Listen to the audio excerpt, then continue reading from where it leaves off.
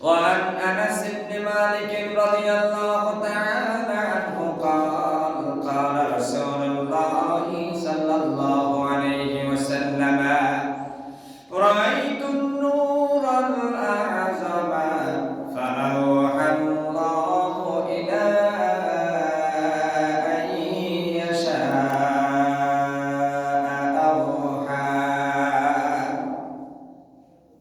رواه الطبراني أو كما قال عليه الصلاة والسلام وقال الله تبارك وتعالى في شأن حبيبه إن الله وملائكته يصلون على النبي يا أيها الذين آمنوا صلوا عليه وسلموا تسليما اللهم صل على سيدنا مولانا محمد وعلى آل سيدنا مولانا محمد بلغ العلا بكماله كشف الدجى بجماله حسنت جميع خصاله صلوا عليه وآله يا رب کرم تو اگر کرے او بات سوا کو جو دل پر اثر کرے ربنا تقبل منا انك انت السميع العليم اللهم نور مرقدهم وجعل الجنة مسواهم সবাই বলি আমিন আরো জোরে বলি আমিন সম্মানিত হাজিরিন আমরা আজকে আলোচনা শুনবো ইনশাআল্লাহ পবিত্র মেরাজের উদ্দেশ্য পবিত্র মেরাজ কেন হয়েছিল এই বিষয়ে আমরা আজকে জানার চেষ্টা করব ইনশাআল্লাহ আল্লাহ রাব্বুল আলামিন কোরআনে কারীমে বিশ্ব নবী তার জবান দিয়ে হাদিস শরীফ বর্ণনা করেছেন কেন মেরাজ হয়েছে কিভাবে হয়েছে মেরাজ থেকে বিশ্ব নবী কি হাদিয়া নিয়ে এসেছেন মেরাজ থেকে কি শিক্ষা বিশ্ববাসীর জন্য নিয়ে এসেছেন এই সকল বিষয়ে বিস্তারিত বিবরণ ইনশাআল্লাহ ক্রমান্বয়ে আমরা শুনব আল্লাহ রাব্বুল আলামিন বলেন সুবহানাল্লাযী আসরা বি'আবদিহি লাইলান মিনাল মাসজিদিল হারাম ইলাল মাসজিদিল আকসা الذي باركنا حوله لنريه من آياتنا إنه هو السميع البصير زمان ছেড়ে বলি সুবহানাল্লাহ আল্লাহ রাব্বুল আলামিন বলেন পবিত্র সেই মহান সত্তা যিনি সকল প্রকার দুর্বলতা বিলতা হীনতা অক্ষমতা সব কিছু থেকে যে আল্লাহ মুক্ত সে আল্লাহ তার বান্দাকে রাতের শেষাংশে মসজিদে হারাম থেকে মসজিদে আকসা পর্যন্ত ইসরা করাইলেন এরপরে মসজিদে আকসা থেকে রফরফ যুগে সাত আকাশ অতিক্রম করাইয়া শাহীন পর্যন্ত নিয়ে আল্লাহ রাব্বুল আলামিন তার হাবিবকে যে স্পেশাল দিদার লাভে ধন্য করেছেন সেই দিদারটাকে বলা হয় মেরাজ আল্লাহ রাব্বুল আলামিন সেই কথাই বলেন সুবহানাল্লাযী আসরা বি'আবদিহি লাইলান মিনাল মাসজিদিল হারাম ইলাল মাসজিদিল আকসা পবিত্র সেই মহান সত্তা যিনি তার বান্দাকে রাত ভ্রমণ করালেন লিনুরিয়াহু মিন আয়াতিনা আল্লাযী বারাকনা হাওলাহু। ভ্রমণ করানোর সময় আল্লাহ পাক বিশ্বনবীর শানে, বিশ্বনবীর মানে, বিশ্বনবীর সম্মানে চারপাশে স্পেশাল নূর দিয়ে নূরে নূরান্বিত করে রেখেছেন, বরকতময় করে রেখেছেন। এরপর আল্লাহ পাক বলেন লিনুরিয়াহু মিন আয়াতিনা, আমি আমার নবীর মেরাজ জন্য করেছি যাতে করে আমি আমার নবীকে, আমি আমার বান্দাকে বিশ্বের সব কিছু আমি আল্লাহ খুলে খুলে আমার নবীর কাছে বর্ণনা করতে পারি, সব কিছু যাতে আমি দেখাইতে পারি। এজন্য আমি আমার নবীকে স্পেশাল ভাবে ডেকে মেরাজ করিয়েছি। সুবহানাল্লাহ। الذي باركنا حوله لنريه من آياتنا إنه هو السميع البصير। যে আল্লাহ মেরাজ ঘটাইলেন সে আল্লাহ সামিউন, সবকিছু শুনেন, বাসীরুন, সবকিছু দেখেন। আমার ভাইরা, আমি আপনাদের সামনে ছোট্ট একটি হাদিস শরীফ পড়েছি। হযরত আনাস রাদিয়াল্লাহু তাআলা আনহু থেকে বর্ণিত, তিনি বলেন আল্লাহর হাবিব জবান ছেড়ে দিয়ে বলেন সাল্লাল্লাহু আলাইহি ওয়াসাল্লাম ফরমায় রাইতুন নূরাল আযমা, আমি যখন সাত আকাশ অতিক্রম করলাম, সিদরাতুল মুনতাহা যখন অতিক্রম করলাম, রাইতুন নূরাল আযমা, আমি এক মহান নূর দেখতে পাইলাম। ফাআল্লাহু ইলা আবদিহি, এরপর আল্লাহ রাব্বুল আলামিন তার বান্দার কাছে তিনি ওহী নাযিল করলেন কোন প্রকার মাধ্যম ছাড়া। এর মানে হলো পৃথিবীতে আল্লাহর রাসূল যখন থাকতেন, জিবরাইল আমিন আলাইহিস সালাতু ওয়াস সালামের মাধ্যমে ওহী আসতো। সাত আকাশ যখন অতিক্রম করলেন, সিদরাতুল মুনতাহা যখন অতিক্রম করে স্পেশাল আরশ আজিমের কাছাকাছি চলে গেলেন, আল্লাহ রাসূল বললেন রাইতুন নূরাল আযমা, আমি এক মহান নূর দেখলাম। ফাআল্লাহু ইলা আবদিহি মা শাআ ইউহা, আল্লাহ রাব্বুল আলামিন তার বান্দার সাথে যা চেয়েছেন তাই তার বান্দার সাথে কথাবার্তার মাধ্যমে সেরে নিয়েছেন। সুবহানাল্লাহ। তাহলে এই হাদিস শরীফ এবং কোরআন কারীমের আয়াত দ্বারা আমরা কিছু ধারণা পাইলাম মেরাজের মূল উদ্দেশ্য কি। আমার ভাইরা বাবারা, আল্লাহ রাব্বুল আলামিন বিশ্বনবী জনাব মুহাম্মদুর রাসূলুল্লাহ সাল্লাল্লাহু আলাইহি ওয়াসাল্লাম সহ প্রায় 2,24,000 পয়গম্বর এই পৃথিবীতে প্রেরণ করেছেন। কোন নবীকে এত মর্যাদা দেন নাই, কোন রাসূলকে এত সম্মান দেন নাই। আল্লাহ রাব্বুল আলামিন বলেন আমি ইব্রাহিমকে আকাশ এবং জমিনের নিদর্শন দেখিয়েছি, তবে সেটা দুনিয়ায় রাখিয়ে। আল্লাহ রাব্বুল আলামিন 7 নম্বর পারার 16 নম্বর পৃষ্ঠায় বলেন ওয়াকাযালিকা নুরি ইব্রাহিম মালাকুতাস সামাওয়াতি ওয়াল আরদি ওয়ালিয়াকুনা মিনাল মুকিনিন। আমি আমার ইব্রাহিমকে আকাশ এবং জমিনের নিদর্শন দেখিয়েছি, আমি ইব্রাহিমকে চাঁদ দেখিয়েছি, চন্দ্র দেখিয়েছি, আকাশের তারকারাজি দেখিয়েছি, কিন্তু ইব্রাহিম সেটা মেরাজ থেকে দেখে নাই, সেটা দুনিয়ার জমিনে থেকে দেখেছে। সুবহানাল্লাহ। হযরত মুসা আলাইহিস সালাতু ওয়াস সালাম তুর পাহাড়ে যখন গেলেন, আল্লাহ রাব্বুল আলামিনকে বললেন রব্বি আরিনি, আয় আমার রব, আয় আমার আল্লাহ, আমাকে একটু দেখা দাও, আমি তোমাকে দেখতে চাই। আল্লাহ বললেন লান তারানি, ও মুসা দুনিয়ায় থেকে তুমি আমাকে দেখতে পারবে না।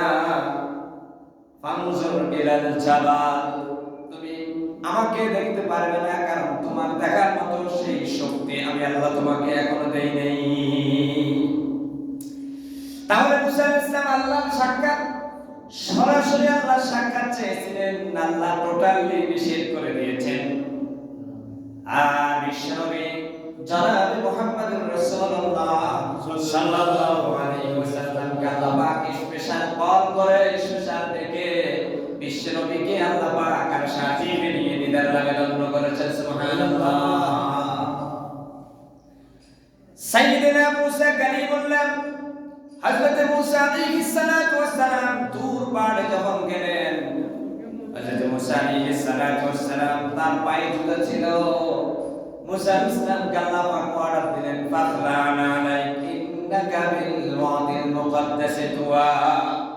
ও মুসা, তোমার পায়ে যে জুতা রয়েছে এই পাহাড়টা পবিত্র, কারণ এই পাহাড়ের উপরে আমি তোমাকে ডাকি। আর এখানে আমি আল্লাহ তোমাকে তাওরাত কিতাব দান করেছি, সুতরাং এই পাহাড়টা পবিত্র, এই কারণে আসমানি কিতাব যেহেতু এই পাহাড়ের ডেকে আমি তোমাকে দিয়েছি, ওই আসমানি কিতাবের কারণে পাহাড়টা পবিত্র হয়ে গিয়েছে, সুতরাং তোমার পায়ে যে জুতাটা খুলে ফেলো।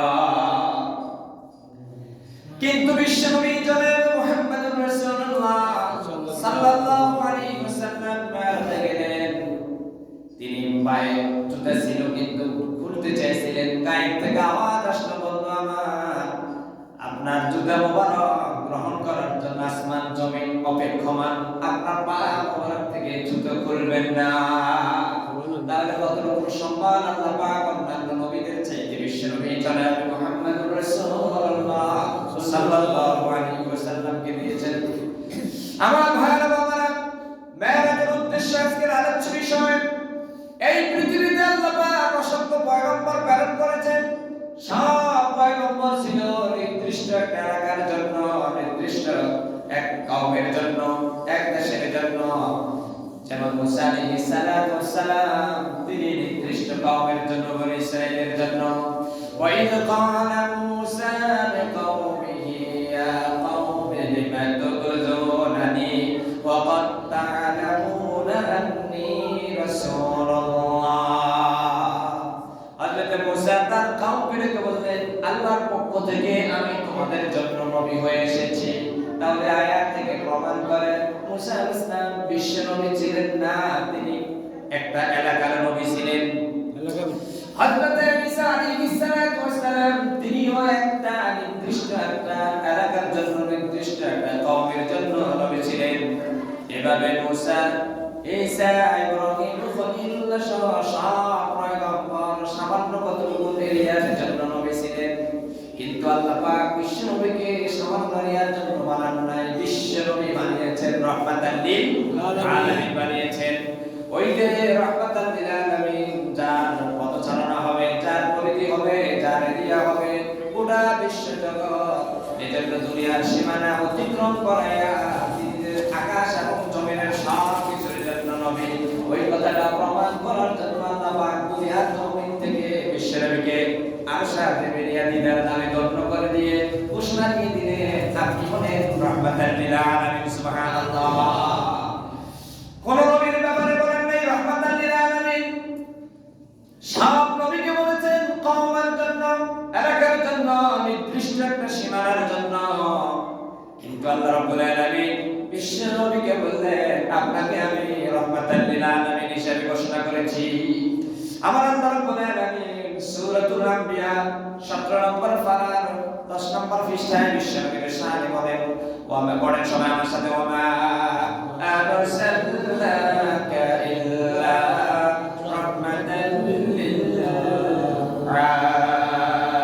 আলামিন। ও নবী, আমি আপনাকে বিশ্ববাসীর জন্য রহমত করে প্রেরণ করেছি। সুবহানাল্লাহ।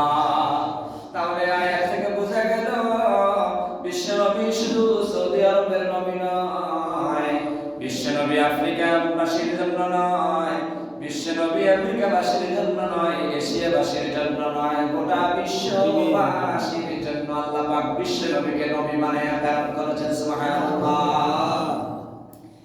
তিনি আরশে আজিম থেকে শুরু করেন সাতটাগত জমিন পর্যন্ত এক কথায় আল্লাহ রাব্বুল আলামিন যতটুকু এরিয়ার রব, আলহামদুলিল্লাহি রাব্বিল আলামিন, আল্লাহ রাব্বুল আলামিন যতটুকু এরিয়ার রব, বিশ্ব নবী ততটুকু এরিয়ার নবী, রাহমাতাল লিল আলামিন। আল্লাহ হলেন রব্বিল আলামিন, বিশ্ব নবী হলেন রাহমাতাল লিল আলামিন। আর বিশ্ব নবীকে যে কোরআন শরীফ দিলেন, সেই কোরআন শরীফ হলো যিকরুল লিল আলামিন। সুবহানাল্লাহ। আল্লাহ রাব্বুল আলামিন সূরাতুল ফুরকানের প্রথম আয়াত বললেন, তাবারাকাল্লাযী নাযালাল ফুরকানা আলা আবদিহি লিয়াকুনা লিল আলামিন নাযীরা। বরকতময় সেই মহান সত্তা আল্লাহ রাব্বুল আলামিন, যিনি তার বান্দাকে কোরআন শরীফ দিয়েছেন বিশ্ববাসীকে হেদায়েত দেওয়ার জন্য। সুবহানাল্লাহ। তাহলে বিশ্বনবী ততটুকু এরিয়ার নবী, আল্লাহ পাক যতটুকু এরিয়ার খালেক, যতটুকু এরিয়ার রাব, কোরআন শরীফ ততটুকু এলাকার জন্য, সংবিধান যতটুকু এলাকার জন্য আল্লাহ রাব্বুল আলামিন রব, যতটুকু এরিয়ার জন্য বিশ্বনবী নবী, ততটুকু এরিয়ার জন্য পূর্ণাঙ্গ সংবিধান হলো আল কোরআন। সুবহানাল্লাহ। তাহলে আল্লাহ পাক বিশ্ব নবীকে যে রাহমাতাল লিল আলামিন, বিশ্ব জগতের নবী, এই কথাটা শুধু মুখে নয়, কাগজে কলমে প্রমাণ করার জন্য বিশ্ব নবীকে দুনিয়ার সীমানা ছাড়িয়ে, দুনিয়ার সীমানার গণ্ডি থেকে বের করে ঊর্ধ্ব জগতে নিয়ে, আরশে আজিমে নিয়ে একান্তে ডেকে তিনি জান্নাত জাহান্নাম দেখাইয়া আল্লাহ রাব্বুল আলামিন তার নবীকে জান্নাতের মানুষের নাজনেয়ার অবস্থা, জাহান্নামীদের ভয়াবহ করুণ পরিণতি, এই সব দেখাইয়া প্রমাণিত করলেন যে আপনি শুধু দুনিয়ার নয়, আপনি আকাশের নবী, জান্নাতের নবী, এবং সবকিছু আমি যতটুকু এরিয়ার রব, আপনি যতটুকু এরিয়ার নবী। সুবহানাল্লাহ। তাহলে মেরাজের একটা উদ্দেশ্য আমরা পাই।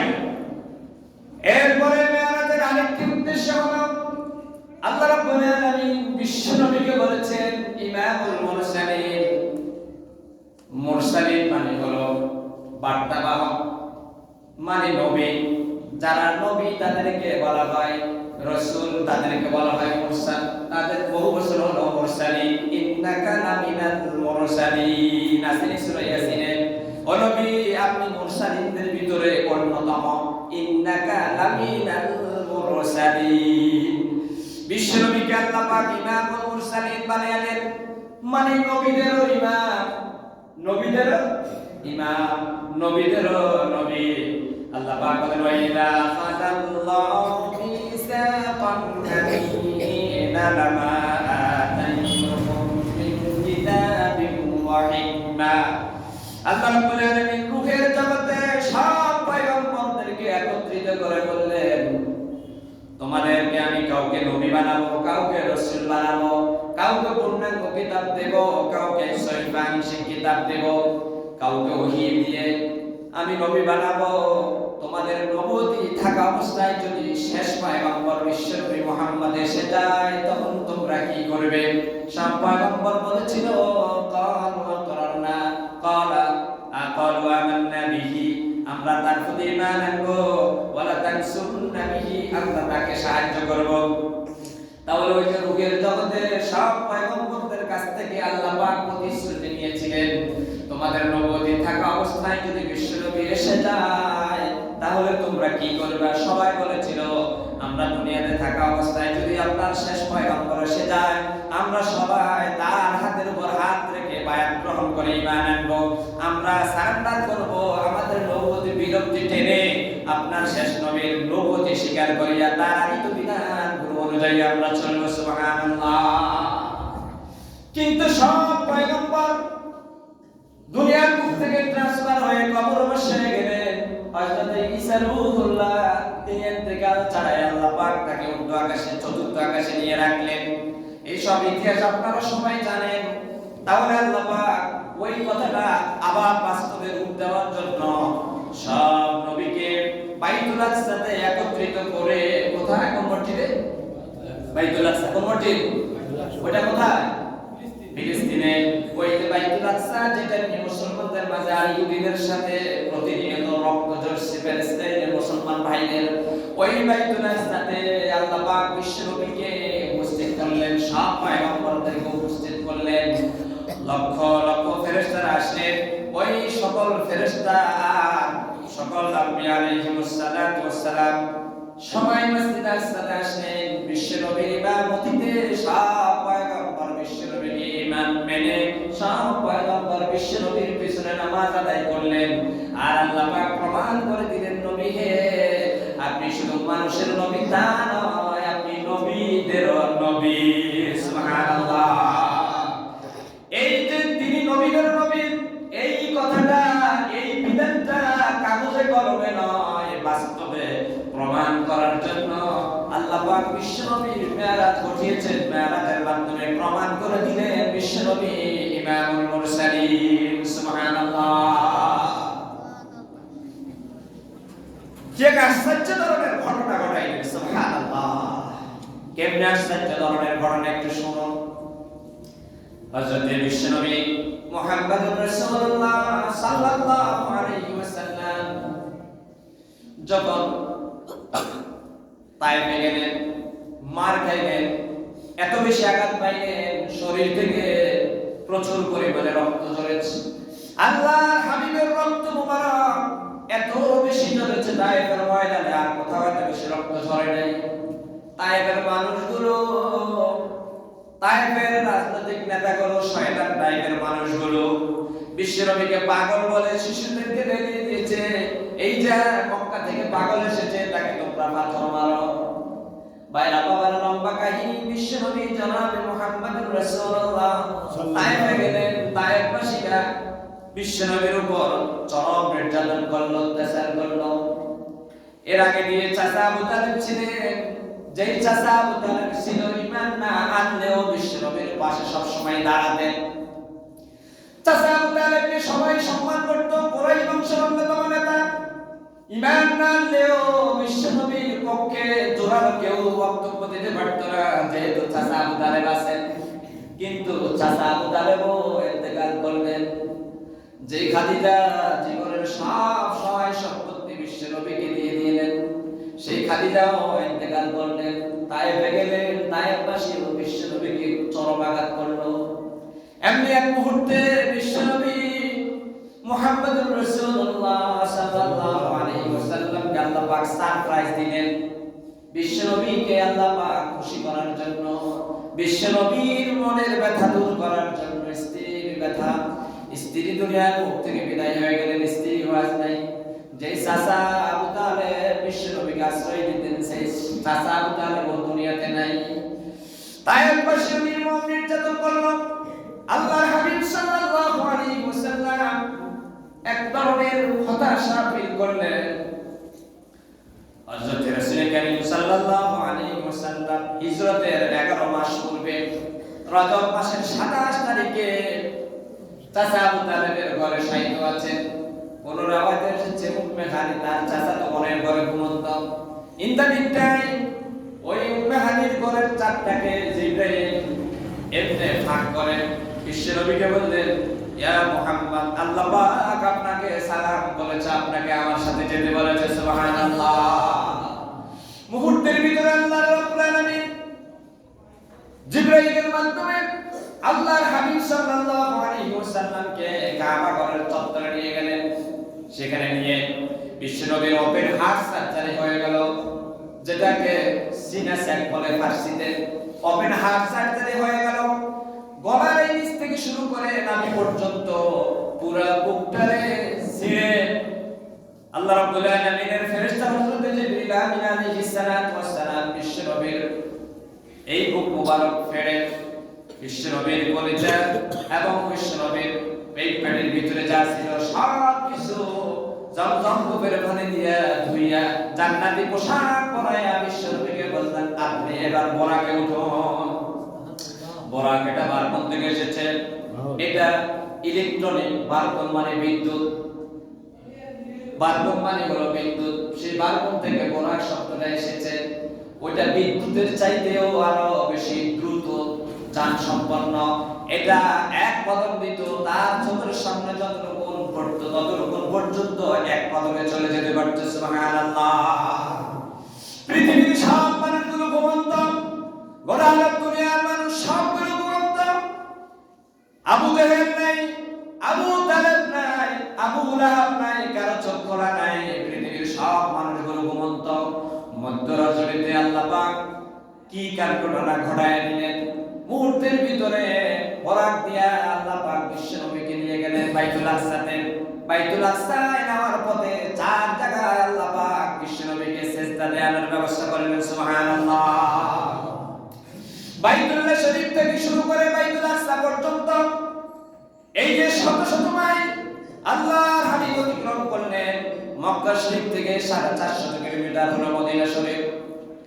মক্কা শরীফ থেকে এক লাফে এক কদমে বোরাক চলে গেল 450 কিলোমিটার মদিনা শরীফে। সুবহানাল্লাহ। এই বোরাক মুহূর্তের ভিতরে মক্কা শরীফ থেকে বিশ্ব নবীকে নিয়ে আর জিবরাইলকে নিয়ে চলে গেলেন মদিনায়। মদিনায় যাওয়ার পরে হযরত জিবরিল বিশ্ব নবীকে বললেন, আল্লাহর পয়গম্বর এখানে দুটো সিজদা দেন। সিজদা দেওয়ার পরে জিবরাইলকে প্রশ্ন করলো, ভাই জিবরাইল এটা কোন জায়গা?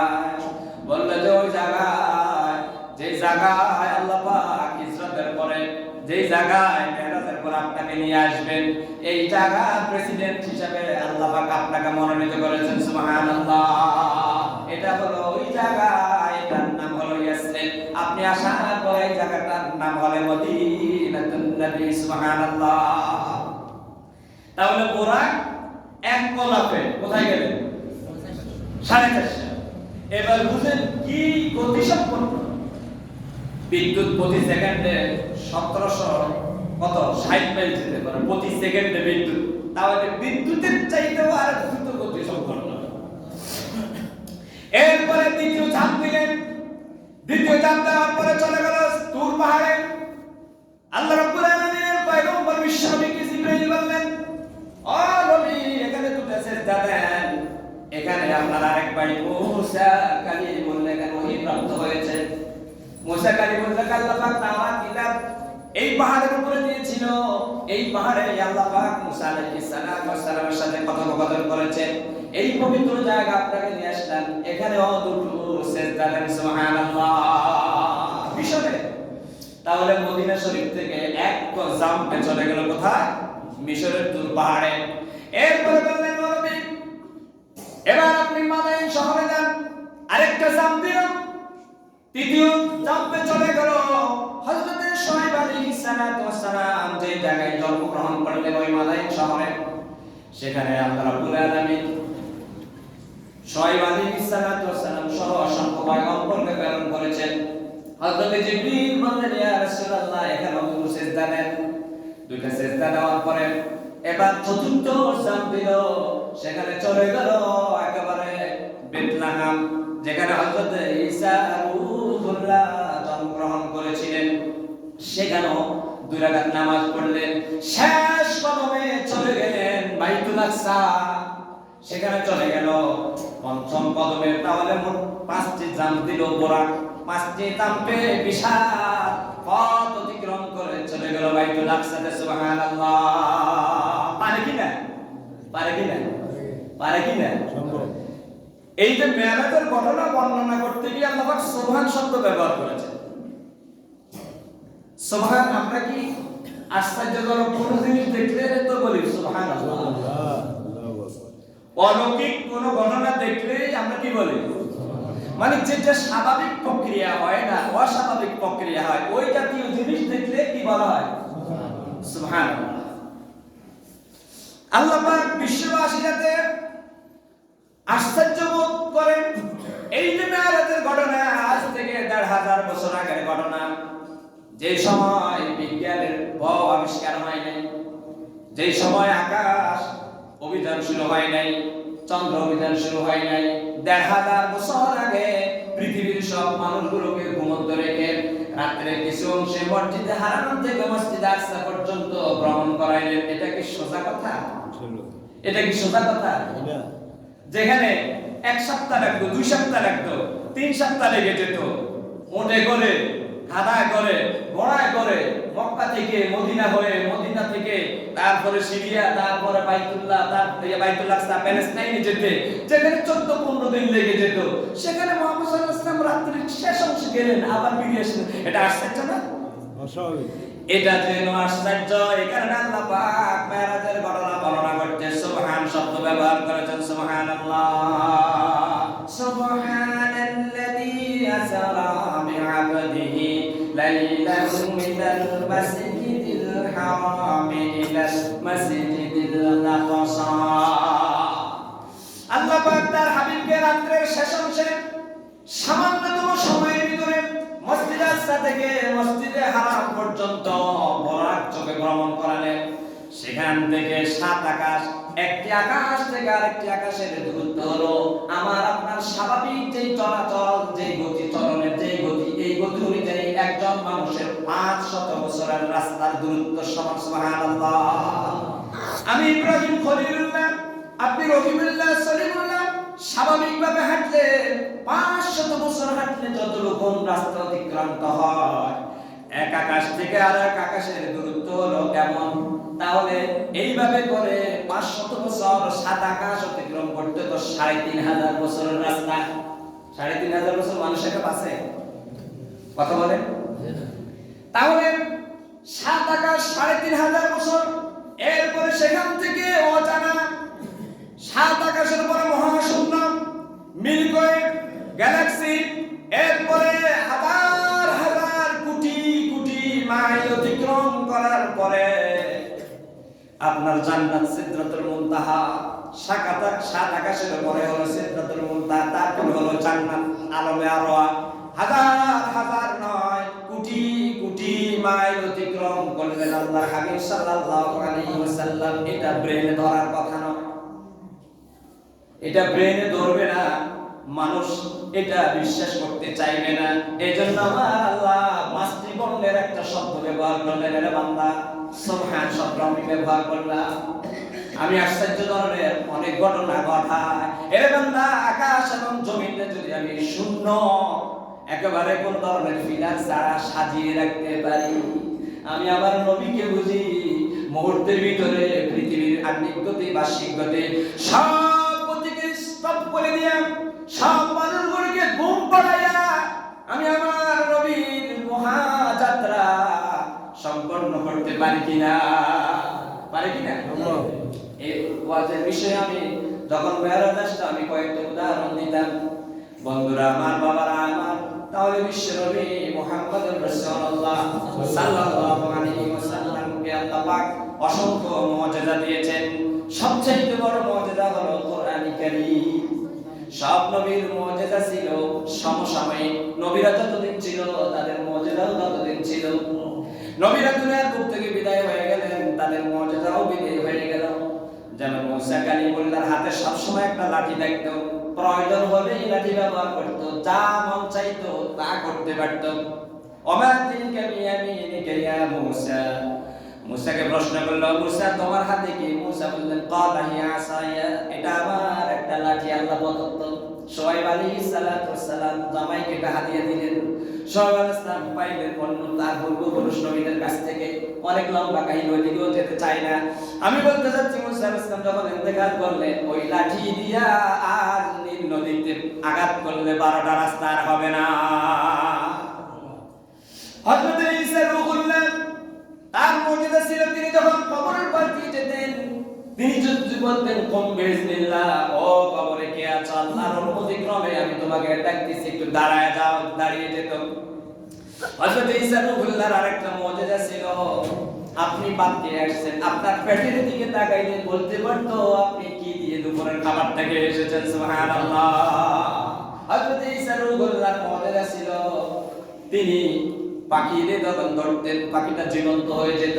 মানুষটা যখন মৃত থাকতো, আল্লাহর অর্ডার ক্রমে তুমি জীবিত হয়ে যায়, জীবিত হয়ে যেতে পারতে। এটা ঈসা আলাইহিস সালামের মুজিজা ছিল।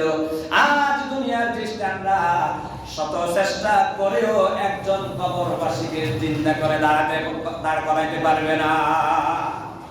কিন্তু ভাবানা ভাইরা আমার, আমরা তো সৌভাগ্য জাতি, এত ভাগ্যবান জাতি, আমাদের নবীকে যেই মুজিজা দিলেন সেই মুজিজার নাম হলো কোরআন। মুসা আলাইহিস সালামকে দিয়েছিল তাওরাত। মুসা আলাইহিস সালাম দুনিয়ার বুক থেকে বিদায় হয়ে গেলেন, তাওরাতের কার্যকারিতাও বিদায় হয়ে গিয়েছে।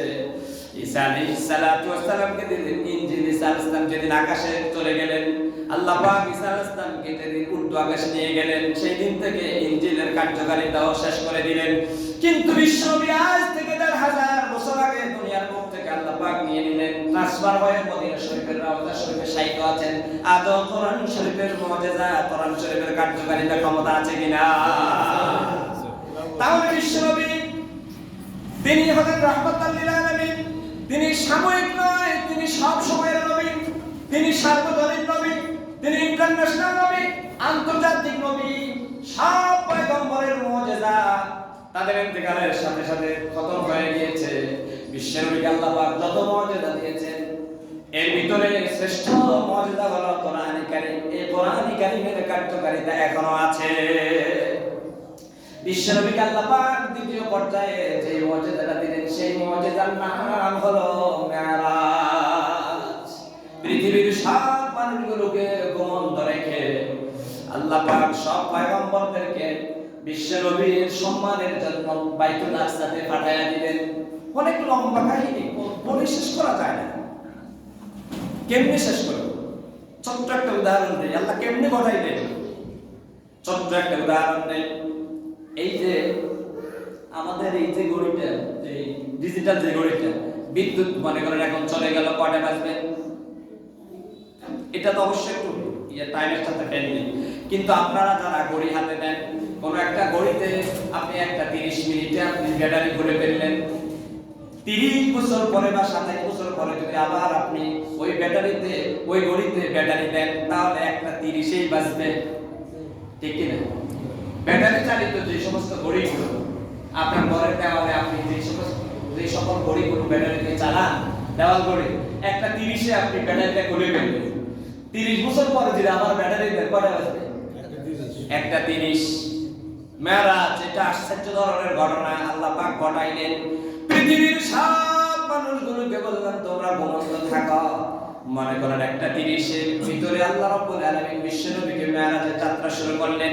পৃথিবীর সব মানুষকে ঘুমন্ত রাখলেন। চাঁদকে অর্ডার দিলেন, চাঁদ তুমি তোমার যে কক্ষপথে আছে সেখানে স্থির থাকো।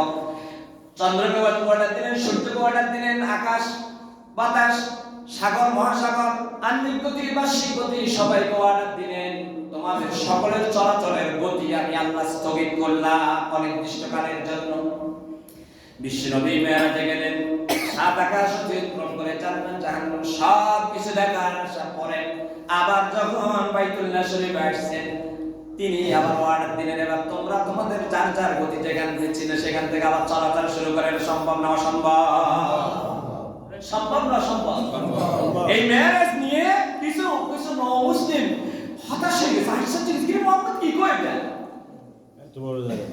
আবু জেহেল বা কিও মুহাম্মদ প্রত্যেকদিন তো ফজরের পরে কিছু আইতে কিছু কইতা না, কই তো আইতে মজার ঘটনা আছে। কি গত রাতে আমি মেরাজে গিয়েছিলাম, বাইতুল্লাহ শরীফ থেকে শুরু করে বাইতুল আকসা পর্যন্ত গেছি, সেখান থেকে সাত আকাশ, সেখান থেকে সিদরাতুল মুনতাহা, সেখান থেকে আলমে আরওয়াহ, জান্নাত জাহান্নাম আর শাহিদ পর্যন্ত সব কিছু দেখে আসলাম।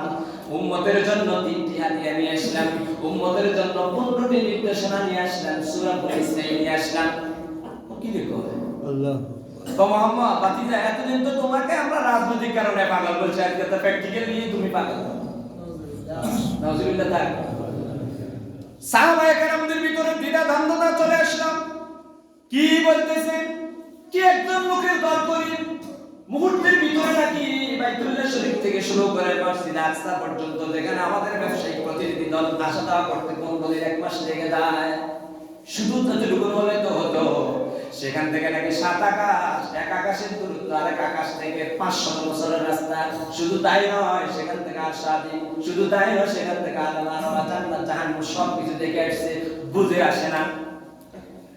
বাকি কথা আগামী জুমা ইনশাআল্লাহ আগামী সোমবার দিবাগত রাত্রে এশার নামাজের পরে এটা আলোচনা হবে। কি বলে আগামী সোমবার? এই তো 28 তারিখ, 27 তারিখ দিবাগত রাতে এই মেরাজের আলোচনা হবে ইনশাআল্লাহ। ওয়া মা তাওফীক ইল্লা বিল্লাহ।